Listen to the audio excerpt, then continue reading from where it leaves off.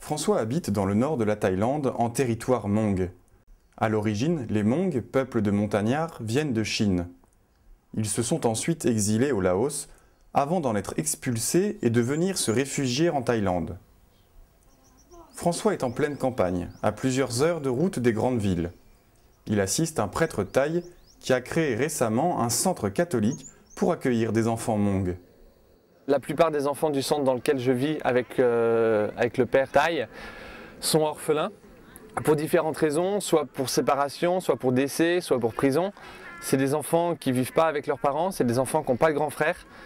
Mon rôle en mission, c'est d'être le grand frère des enfants. Dans la journée, François est professeur dans une école gouvernementale. Mais il n'y enseigne pas uniquement l'anglais. En Thaïlande, il existe en effet une originalité dans le système scolaire. Tous les écoliers sont scouts.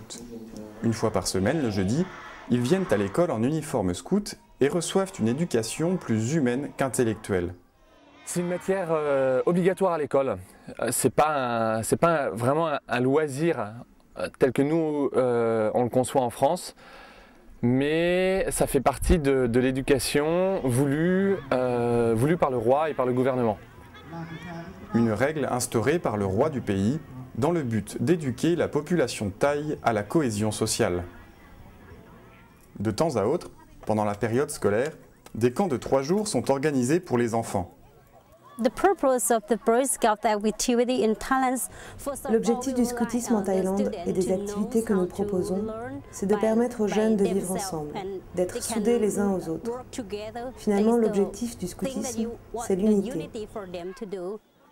Il y a en gros 3 points très importants.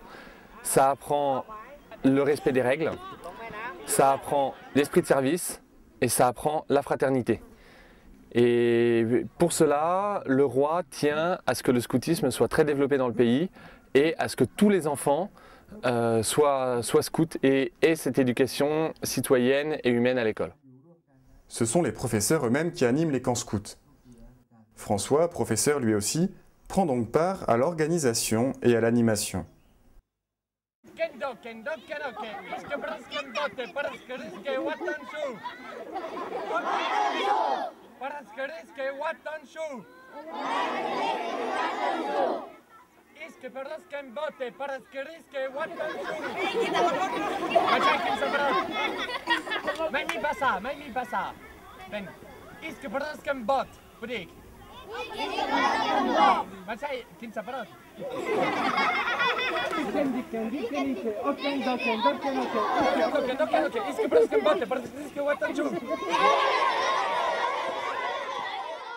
Le scoutisme en Thaïlande peut faire peur parce qu'il y a un aspect très disciplinaire, mais ça c'est inhérent à la société thaï.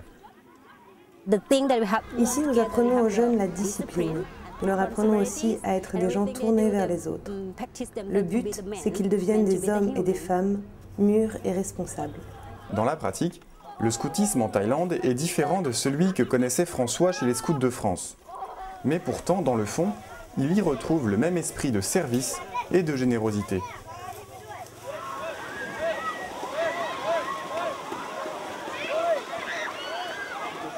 Avoir un uniforme scout ici, c'est entrer dans leur culture, c'est comprendre leur culture sans avoir à échanger un mot. C'est vraiment un lien, une fraternité, il y a quelque chose en commun.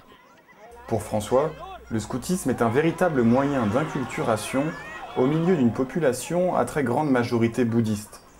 C'est pour lui l'occasion de rentrer en contact avec des gens dont la culture est très différente de la sienne, de tisser des liens avec eux et de créer une vraie fraternité, la fraternité scout.